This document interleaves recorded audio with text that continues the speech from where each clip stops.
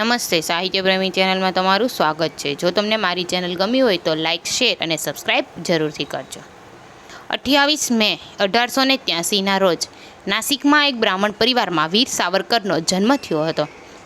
તેમનું આખું નામ વિનાયક દામોદર સાવરકર છે।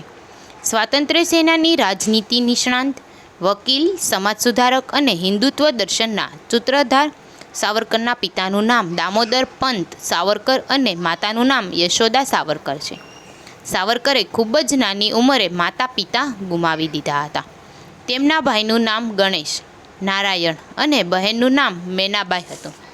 સાવરકર તેમની બહાદુરીના કારણે વીર સાવરકર તરીકે ઓળખાતા હતા અને તેઓ તેમના મોટા ભાઈ ગણેશથી ખૂબ જ પ્રભાવિત હતા। વીર સાવરકરે પુણેની ફર્ગ્યુસન કોલેજમાંથી ભણતર મેળવ્યું। લંડનમાંથી તેમણે બેરિસ્ટરનું ભણતર કર્યું છે। ઇંગ્લેન્ડમાં લોનું ભણતર માટે સ્કોલરશિપ મળી હતી। તેમણે ઇંગ્લેન્ડની ગ્રેજ ઇન લો કોલેજમાં એડમિશન લીધું, જ્યાં તેમણે ઇન્ડિયા હાઉસમાં ચરણ લીધી હતી। લંડનમાં જ અંગ્રેજો સામે લડાઈ માટે એક સંગઠન ફ્રી ઇન્ડિયા સોસાયટીનું ગઠન કર્યું હતું।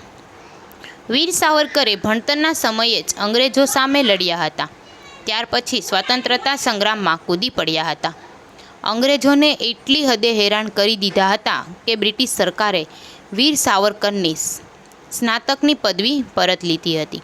અંગ્રેજો સામેની લડાઈમાં હથિયારોનો પણ ઉપયોગ કર્યો હતો। 13 માર્ચ 1910ના રોજ લંડનમાંથી ધરપકડ કરી અને કેસ ચલાવવા માટે ભારત પરત મોકલી દીધા હતા।